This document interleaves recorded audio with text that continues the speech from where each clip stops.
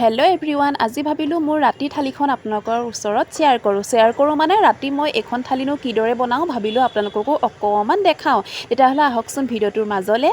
এইখিনি দেখিছেনে? এইখিনি হৈছে প্ৰসাদ, দেউতাই সকামৰ পৰা আনিছিলে আৰু লগতে আছিলে ঘৰত লাও। গতিকে ভাবিলোঁ বেছি দেৰি নকৰি মই এখন খাৰ তৰকাৰী বনাওঁ।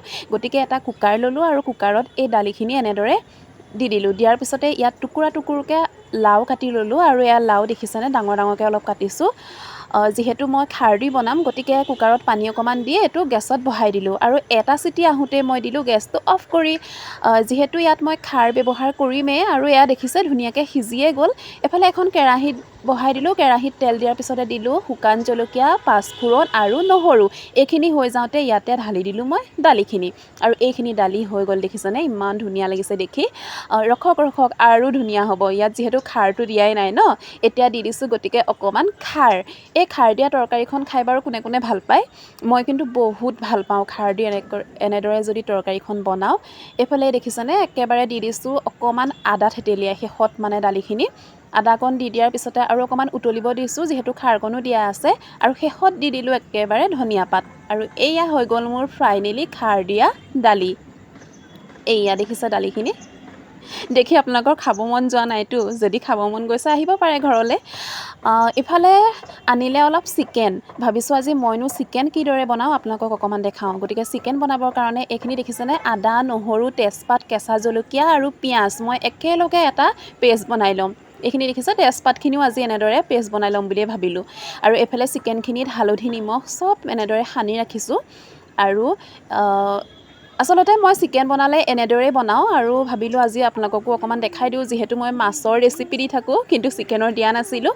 আৰু এয়া দেখিছেনে? চিকেনখিনিত মই এতিয়া দি দিলোঁ যিটো পেষ্ট বনাইছিলোঁ, গোটেই পেষ্টটো মই ইয়াত ঢালি দিলোঁ। দিয়াৰ পিছতে ইয়াতে মই জলকীয়া গুড়ি, জিৰা গুড়ি, ধনিয়া গুড়ি আৰু শেষত একেবাৰে দি দিলোঁ অকণমান কেঁচা মিঠাতেল। আৰু এইখিনি এতিয়া ধুনীয়াকৈ মিক্স কৰি মই প্ৰায় 15-20 মিনিটমান সময় ঢাকি ৰাখিম। আৰু এফালে পাতি দিলোঁ এখন কেৰাহীতে দি দিছোঁ অকণমান হালধি, নিমখ আৰু এতিয়া কৰি ল'ম আলুখিনি ফ্ৰাই। আৰু এইখিনি আলু ফ্ৰাই কৰা মোৰ হৈ গৈছে। দেখিছেনে? আলুখিনি ধুনীয়াকৈ ফ্ৰাই কৰি ল'লোঁ। আৰু আলুখিনি ফ্ৰাই কৰি লোৱাৰ পিছতে যিখিনি তেল ৰখি গ'ল, তেল দিয়াত আচলতে মই অকণমান কনজুচ দেই। তাতে দি দিলোঁ শুকান জলকীয়া, গোটা জিৰা, ইলাইচি আৰু ডালচেনি। আৰু ইয়াতে দি দিম মই দুটা পিঁয়াজ কাটি ৰাখিছিলোঁ, পিঁয়াজ দুটাও দি দিছোঁ। আৰু এইখিনি এতিয়া ধুনীয়াকৈ ভাজি ল'ম। ভাজি লোৱাৰ পিছতে যিখিনি মাংস মই ঢাকি ৰাখিছিলোঁ সেইখিনি মাংস ইয়াতে মই দি দিম। আৰু মই আচলতে মাংস বনালে এনেদৰেই বনাওঁ। এয়া দেখিছেনে?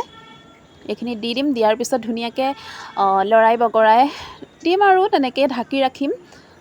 আৰু এয়া দেখিছে? এইখিনি এতিয়া অলপ সময় ঢাকি ৰাখিম আৰু ভাজি থাকিম।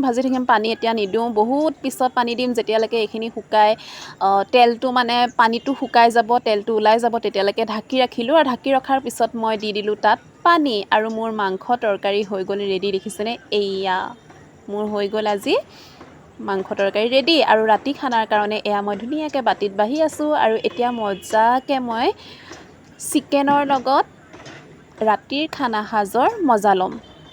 আৰু এইখন হৈছে যদি মোৰ ভিডিঅ'টো চালে ৰাতি প্লিজ থালিখন। এটা লাইক কৰিব দেই আৰু কমেণ্ট কৰিব নাপাহৰিব। তেতিয়াহ'লে আজিলৈ বাই বাই।